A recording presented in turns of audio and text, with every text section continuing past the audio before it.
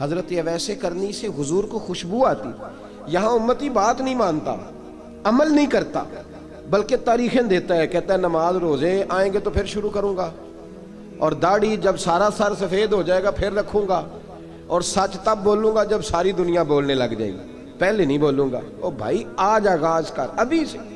حضرت اویس کرنی رضی اللہ تعالیٰ عنہ مسلمان ہوئے. بڑا دل چاہتا تھا حضور سے ملنے کو. آئے بھی 2 دفعہ، آپ نے باتیں سنی ہوئی. اماں بوڑھی تھیں. ایک ادھر دیکھو میری طرف. اماں بوڑھی ہو اور ماں حکم دے دے کہ نبی پاک کے پاس نہیں جانا، ذرا سننا. تو حضرت اویس کرنی، یہ داتا گنج بخش علی اجویری نے لکھا ہے، یہ امام شورانی نے لکھا ہے، یہ تمام ان پہ سیرت نگاروں نے لکھا ہے. کہا بیٹے میں کمزور ہوں، مجھے چھوڑ کے نہ جانا، چھوڑ کے نہ جانا. ایک دن بڑی منت کی، رو پڑے.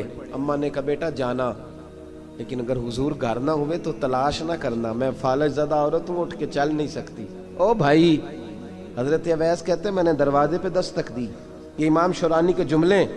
سیدہ عائشہ صدیقہ اندر سے بولنی کون ہے دروازے پہ؟ کیا لفظ ہیں، کیا انداز ہے.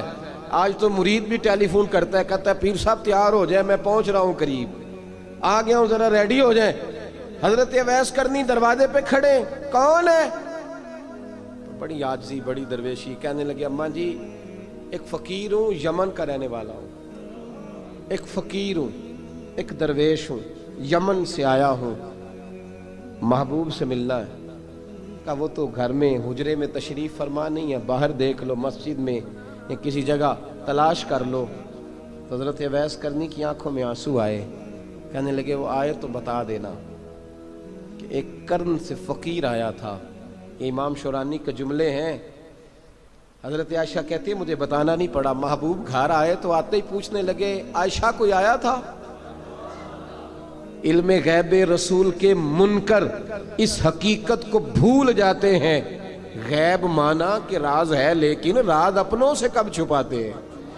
نبی کریم صلی اللہ علیہ وسلم کوئی آیا تھا؟ حضرت عائشہ نے سوال عرض کی یا رسول اللہ آپ کو کیسے لگا؟ حضور فرمانے لگے کسی کی خوشبو آ رہی ہے. کسی کی، یہ امام شورانی کے لفظ ہے، کسی کی، اگرچہ غالب خوشبو خود محبوب کی ہے، کسی کی خوشبو آ رہی ہے. کہ حضور کرن کا رہنے والا کو فقیر آیا تھا، سلام چھوڑ کے چلا گیا.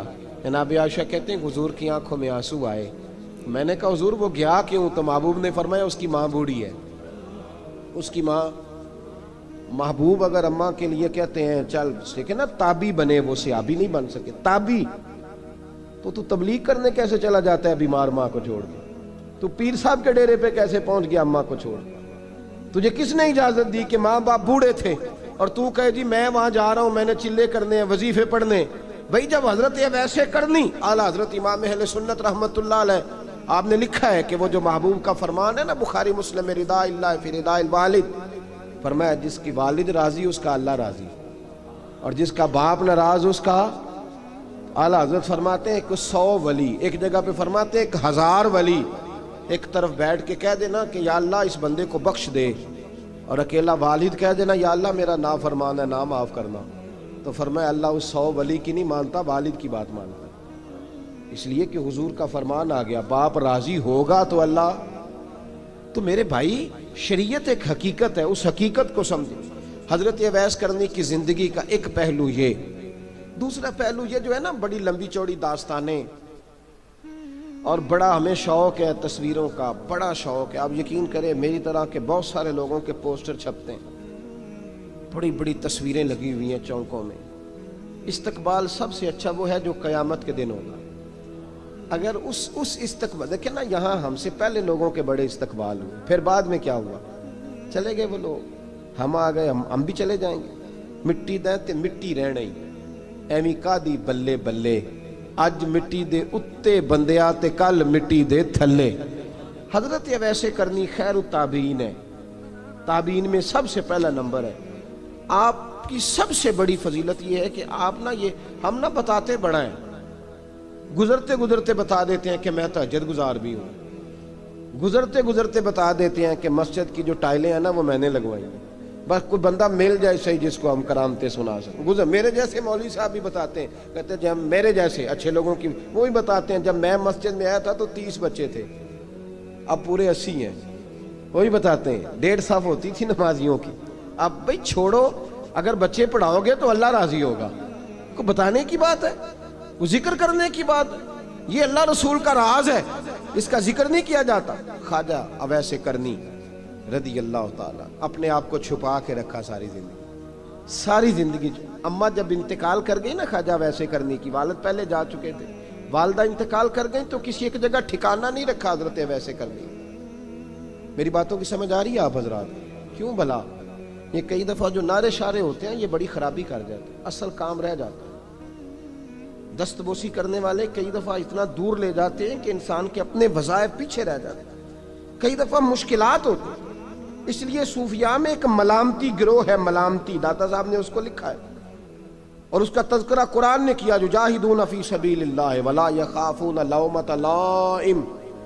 فرمایا اللہ کے کچھ بندے ایسے ہیں جو اللہ کے راستے میں جہاد کرتے ہیں اور جب لوگ انہیں برا کہتے ہیں تو اس کی پرواہ نہیں کرتے.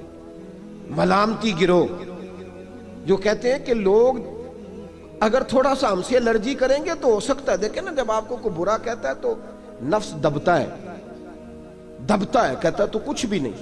حضرت باجزید بستامی سلطان العارفین رحمت اللہ تعالی علیہ فرماتے ہیں رمضان شریف کا مہینہ تھا تو میں گزر رہا تھا بستام کے بازار سے. لوگ دکانوں سے اٹھ کے مجھے ملنے آنے لگے تو میرا نفس مجھے کہنے لگا باجزید اتنی شان تو آج بادشاہ کی بھی نہیں جتنی تیری ہے. کہ کاروبار چھوڑ کے تو نہیں آتا. کہتے ہیں اسی لمحے وہ جو میری روحانی ترقی تھی وہ رک گئی. میں پریشان ہو گیا کہ میں نے لوگوں کی تعریفوں کو بڑا سمجھ لیا. کہتے ہیں کھجوریں تھی ریڈی, پتہ رمضان میں کھجوریں بڑی بکتی ہیں. کہتے ہیں میں آگے بڑھا, لوگ سلامیں لے رہے تھے, ایک کھجور اٹھا کے نہ کھائی نہیں, اٹھا کے نہ منہ میں رکھ لی, صرف منہ میں. لوگ کہنے لگے دفع کرو, یہ بھی کوئی بندہ ہے جس نے روزہ ہی نہیں رکھا پیر ہو کے. کہتے ہیں لوگوں نے ملامت کی تو میرا نفس کچلا گیا. جب کوئی آپ کو برا کہتا ہے نا, پھر جو سجدے میں رونے کا مزہ آتا ہے وہ تعریف کے وقت سجدہ ہوتا ہے کبھی. اقبال کہنے لگے نہ بچا بچا کے تو رکھ اسے, تیرا آئینہ ہے وہ آئینہ, یہ شکستہ ہو تو عزیز تر ہے نگاہ آئینہ ساز میں. فرماتے میں کھل کے رویا اللہ کی بارگاہ میں. بندے سارے, بابا بلے شاہ صاحب فرماتے ہیں ایک دن میرا بھی دل کیا تھا کہ میں اعتکاف کروں پر قصور سے نکل جاؤں.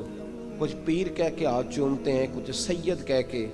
فرمانے لگے اٹھ بلے آ, چل اوتھے وسیے اور جتھے وس دینی سارے ہی انے, نہ کوئی ساڈی ذات پچھانے تے نہ کوئی سانو مننے, چلو چلیں وہاں جا کے بیٹھتے. حضرت اویس کرنی کا یہ کمال رہا. جس طرح حضرت باجزید نے کھجور رکھ لی, لوگ برا کہنے لگے, چھوڑ کے چلے گئے. فرماتے ہیں جو مزہ اس دن سجدوں میں آیا نا, تھوڑا آگے جا کے میں نے کھجور باہر نکال دی, روزہ بھی نہیں ٹوٹا. میرا خادم کہنے لگا حضور یہ کیا کیا؟ فرمانے لگے رب کے قریب ہونے کا ایک طریقہ اختیار کیا ہے, یہ بھی ایک طریقہ ہے اس کے قریب ہونے کا. صاحبو حضرت باجزید چھپے رہے. داتا صاحب نے لکھا ہے ایک اور تابعی تھے حضرت حرم بن حیان ان کا نام تھا. وہ کہتے ہیں میرے دل میں تڑپ لگ گئی کہ حضرت اویس کرنی سے ملوں. میں یمن آیا ملنے. جب ان کی والدہ کا انتقال ہوا تو ایک جگہ رہتے نہیں تھے, کبھی یمن, کبھی کوفے, کبھی کہیں. حضرت حرم بن حیان کہتے ہیں میں حضرت اویس کرنی کو ڈھونڈتے, توجہ ہے میری بات پر, میری طرف دیکھیں. کہتے ہیں میں نے مہینوں کا سفر کیا. آپ نے بھی کبھی کیا ہے مرشد ڈھونڈنے کے لیے؟ گھر بہ کے آکھی ہوندے نے کوئی کامل نہیں رہا, ساریاں دکانداریاں. بھائی تو گیا کہاں ہے, تو کہاں گیا ہے؟ گھر بیٹھے ہی فیصلہ کر لیا تو نے, تو کہاں نکلا ہے؟ جو نکلتے ہیں نا انہیں تو رب کریم کا قرب بھی نصیب ہو جاتا ہے. تو نکلا ہی نہیں, تو نے گھر بیٹھے ہی فیصلہ کر, سارے غلط ہے, یہ ہو ہی نہیں سکتا سارے غلط ہو. اس لیے کہ صحیح بخاری میں محبوب کا فرمان موجود ہے. نبی کریم علیہ السلام نے فرمایا میری امت کبھی گمراہی پر جمع ہو ہی نہیں سکتی. تھوڑے لوگ برے ہوں گے, سارے برے ہو سکتے. یہ تو ہم نے ایک دوسرے پہ تنقید کر کے لوگوں کو برا کیا, جو اچھے تھے وہ بھی ہماری تنقید کے پیچھے چھپ گئے, ورنہ ایسی کوئی بات, بڑی خیر موجود ہے دنیا, بڑی خیر.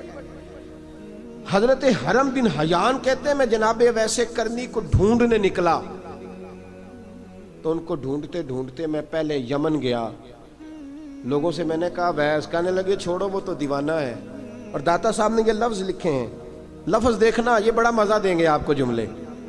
दाता साहब कहते हैं जब हजरत हरम बिन नय्यान ने पूछा ना बहस करनी, तो कहा वो तो दीवाना है, मजनून है, पागल है माज़अल्लाह। वो क्यों, क्या तुमने देख लिया? कहने लगे जब दुनिया रोती है तो वो हंसता है, जब दुनिया रो रही होती है तो वो हंसता है, और जब लोग हंसते हैं तो वो रोता है। अजीब उसका अंदाज है। वो तो दीवाना सा आदमी है और अजीब बंदा है, अजीब शख्स है वो। रूड़ी से जो लोग छिलके फेंक देते हैं वो इकट्ठे करता है, रूड़ी से। उठो बुलिया चल उथे वसीए, जिथे वस देनी सारे अन्ने, ना कोई साड़ी जात पछाणे ते ना कोई सानू मन्ने। कहते हैं छिलके उठा के धो के खा लेता है, और फिर लोग जो कपड़ा पहनने के काबिल नहीं रहता, लोग उसे फेंक देते हैं, वो टाकियां जमा करके।